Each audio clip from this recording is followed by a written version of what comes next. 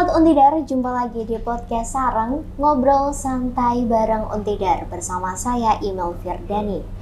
Dan Sobat Untidar, pada episode kali ini kita spesial wisuda ke-68 dari Universitas Tidar yang akan diselenggarakan besok hari Sabtu 30 November 2024. Dan sekarang ini saya telah bersama satu narasumber yang sangat luar biasa karena pada periode ke-68 besok menjadi wisudawan terbaik Sobat Untidar. Dan langsung aja kita perkenalan ya Sobat Untidar. Halo, selamat siang Mas. Halo, selamat siang. Bisa menyapa Sobat Untidar yang ada di rumah sekaligus perkenalan Mas. Oke, siap. Halo Sobat Untidar semuanya, perkenalkan nama saya Muhammad Ardi Amirul, teman-teman bisa panggil saya Ardi. Kebetulan saya dari program studi S1 Pendidikan Ilmu Pengetahuan Alam, Fakultas Keguruan dan Ilmu Pendidikan atau FKIP, Untidar. Saya aslinya dari Desa Dembangsari, Kecamatan Ayah, Kabupaten Kebumen. Oke, wisudawan terbaik periode ke-68 Universitas Tidar. Kalau boleh tahu Mas, ini langsung ke pertanyaan yang pertama ya. Untuk nilai IPK berapa sih Mas? Oke, kebetulan untuk indeks prestasi kumulatif terakhir yang saya pantau dari sistem yaitu 3,95. 3,95. 95, oke. Strategi untuk memperoleh nilai tersebut selama kurang dari 4 tahun bagaimana Mas?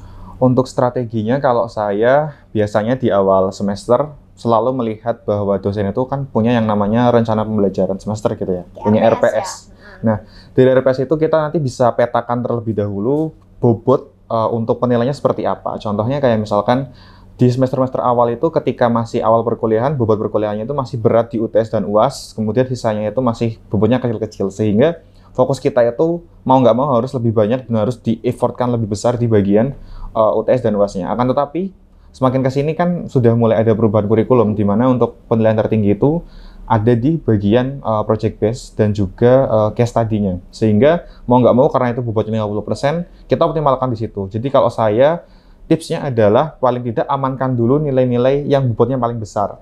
Misalkan UTS, UAS, atau PJBL. Setelah itu nanti tugas yang lainnya tetap kita optimalkan.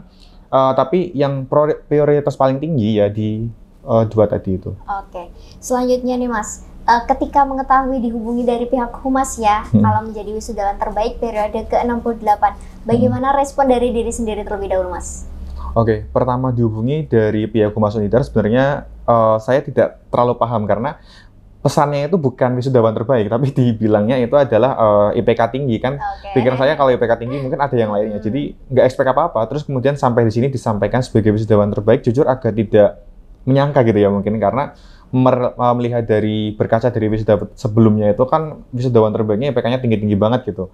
Nggak expect kalau misalkan di wisudawan terakhir ini mungkin di periode tahun ini gitu ya yang paling akhir yang paling banyak itu bisa jadi salah satu yang terbaik dari 800-an lebih wisudawan karena nggak nyangka sama sekali nggak nyangka.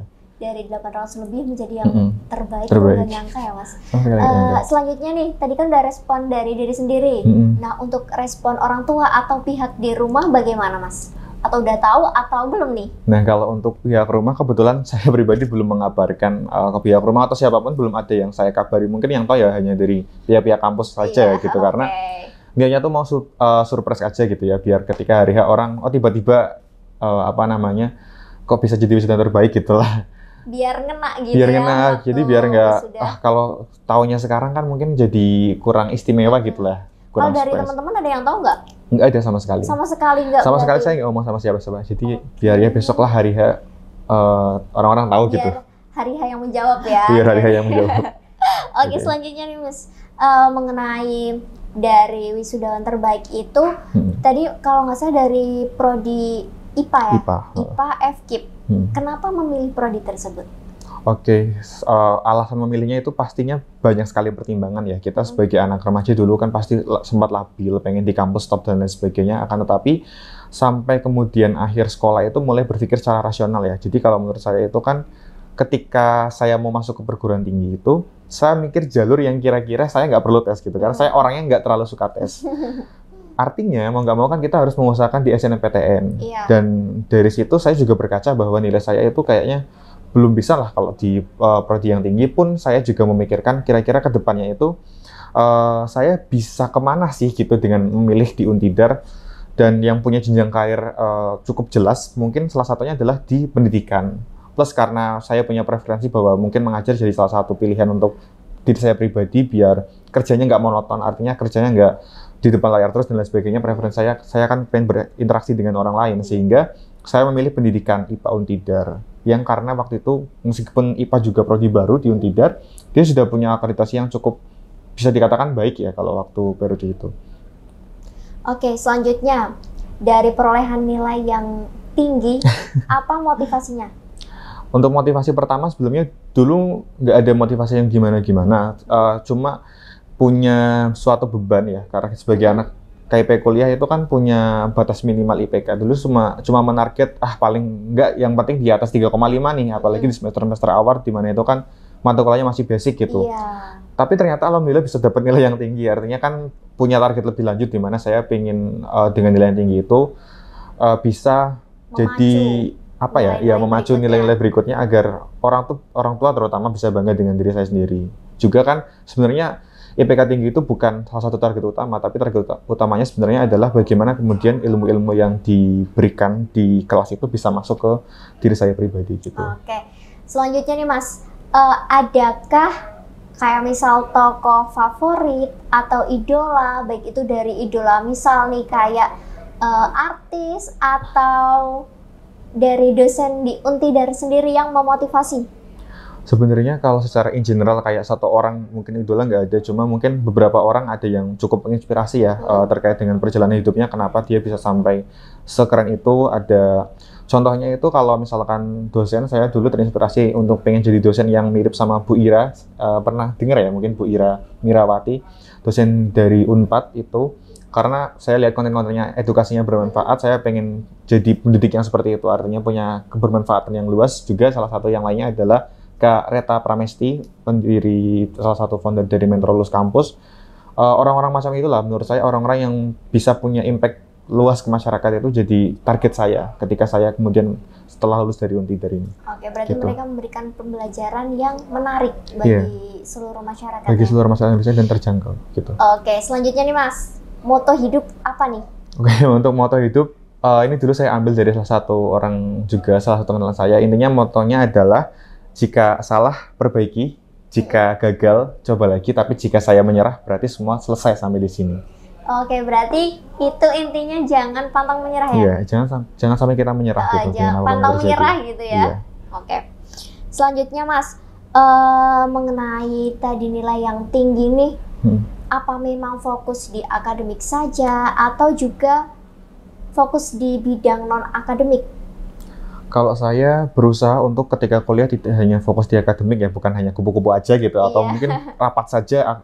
Saya nggak kura-kura, nggak kupu-kupu, jadi saya mencoba untuk membalancekan keduanya. Artinya tetap secara akademik saya coba untuk gimana caranya untuk mengoptimalkan nilai itu, tetap masuk kuliah-kuliahnya, tapi juga tidak mengabaikan kegiatan non-akademik, karena dari situ punya bermanfaatan sendiri untuk diri saya sendiri. Misalkan untuk akademik kan pastinya untuk jenjang karir ke depannya. Untuk yang non-akademik banyak hal lain yang bisa kita dapatkan. Contohnya ada terkait dengan manajemen waktu, manajemen resiko, kemudian public speaking, dan lain sebagainya. Itu kan tidak hanya terlatih di kelas, tapi banyak terlatihnya di kegiatan-kegiatan keorganisasian. Gitu. Bicara mengenai memanage waktu, bagaimana memanage waktu biar Sobat Untidar ini yang ada di rumah nggak takut ya Mas? Karena biasanya tuh banyak, aku mau jadi mahasiswa yang kupu-kupu aja karena nanti takut nilai akademiknya jelek, nanti nggak bisa menjadi yang terbaik. Padahal kan itu kan nggak semua kayak gitu kan Mas, tergantung dari pribadi. Mungkin bisa berbagi tips dengan Sobat Untidar yang ada di rumah? Oke, kalau misalkan manajemen waktu sebenarnya saya juga belum yang terlalu oke banget gitu ya, mungkin dibandingkan dengan yang wisudawan sebelumnya. Tapi kalau untuk saya pribadi, saya berusaha untuk ketika punya beberapa agenda dalam satu minggu, entah itu agenda kuliah atau apapun, itu saya coba untuk cicil ya. Saya kerjanya cicil dari yang menurut saya itu prioritasnya paling tinggi. Jadi nyambung itu antara manajemen waktu dengan manajemen prioritas. Kita coba kerjakan tugas-tugas yang sekiranya itu dia punya impact paling besar nih di minggu itu. Misalkan ada PJBL, ada kuis, saya berarti fokus di PJBL dulu nih. Intinya kita prioritaskan itu dulu, kemudian kita petakan waktunya, kira-kira waktunya itu kita mengerjakan ini berapa hari. Misalkan, oh saya harus PJBL 1 hari harus selesai. Hari berikutnya saya fokus ke pretestnya, hari berikutnya saya fokus untuk mengurus event-event di organisasi, misalkan untuk membuat rundown dan lain sebagainya gitu. Oke, berikutnya nih Mas, untuk kegiatan sehari-hari berarti tadi fokus ke akademik perkuliahan dan juga non-akademik. Nah, organisasi apa yang diikutin Mas? Kebetulan saya sepanjang kuliah di Untidar ini, kalau yang dari awal masuk itu saya ikut di UKM Pramuka ya, Pramuka Untidar, Raja Narodin Antawerya Ageng Serang. Juga saya fokus di himpunan selama 2 periode, himpunan mahasiswa pendidikan IPA. Sempat ikut juga, sempat sekitar 2-3 periode di Ikatan Mahasiswa Rawakele, alumni dari SMA Negeri 1 Rawakele sebagai ketua juga, dan sebagai staf di Ikatan Mahasiswa Daerah Kabupaten Kebumen atau IMAKDA. Oke, berarti cukup aktif di luar kegiatan perkampusan ya. Alhamdulillah. Tapi masih bisa balance dengan akademiknya. Selanjutnya nih Mas, tadi kalau misal udah mencapai planning ya, yang ditargetin, ada nggak sih kayak self reward atau makanan favorit nih?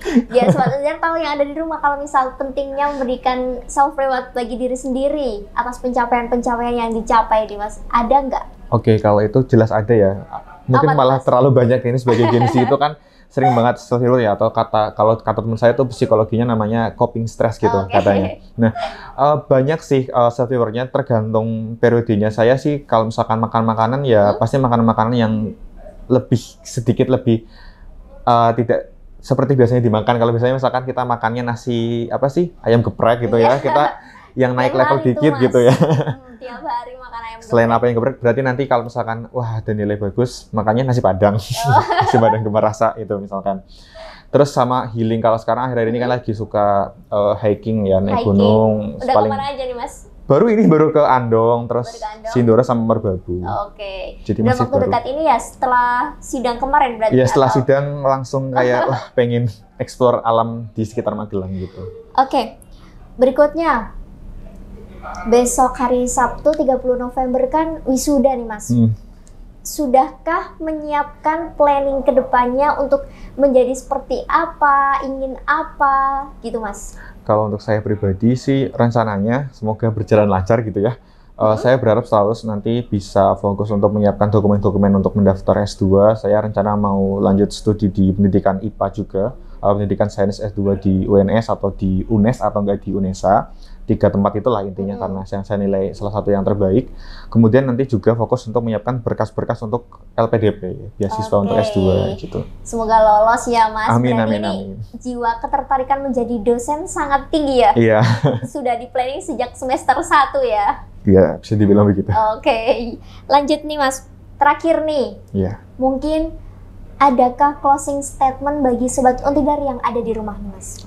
Oke. Mungkin ya nggak panjang juga, nggak pendek juga. Kalau untuk saya pribadi, mungkin pertama untuk teman-teman di Untidar, mohon untuk tidak terlalu berlarut-larut dengan kesedihan kalian yang ngomong bahwa Untidar adalah second choice, last choice, dan lain sebagainya. Hilangkanlah pikiran-pikiran itu. Kalian sudah kuliah berapa semester di Untidar, jadikanlah Untidar sebagai tempat kalian untuk menyerap sebanyak apapun ilmu. Karena saya yakin bahwa di seluruh tempat dimanapun itu, ketika memang kalian fokus untuk belajar, menyerap ilmunya, insya Allah itu bisa kita gunakan di kemudian hari. Itu yang pertama. Untuk selanjutnya adalah saya selalu percaya bahwa ada prinsip yang namanya tabur tuai itu nyata ya. Kalau yang sekarang lagi viral itu memang nyata benar, bahwa perjalanan saya sampai di sini itu bukan karena diri saya sendiri, tapi karena banyak orang. Karena saya membantu banyak orang, karena orang lain banyak membantu saya. Jadi jadilah pribadi yang kalau bisa membantu banyak orang, bisa bermanfaat bagi banyak orang, insya Allah nanti impact-nya juga ke diri kita sendiri yang akan dipermudah jalannya sama Yang Maha Kuasa. Gitu. Oke, semoga lolos beasiswa dan segera menjadi dosen, kembali ke universitas tidak lagi ya Mas. Amin. Oke Sobat Untidar, dan terima kasih Mas Ardi sudah berkenan hadir di podcast kita pada kali ini. Dan Sobat Untidar, itulah podcast sareng kita pada hari ini. Semoga bermanfaat bagi kita semua. Dan sampai jumpa di podcast sareng berikutnya. See you. Sampai jumpa. Oke, kasih juga Mbak.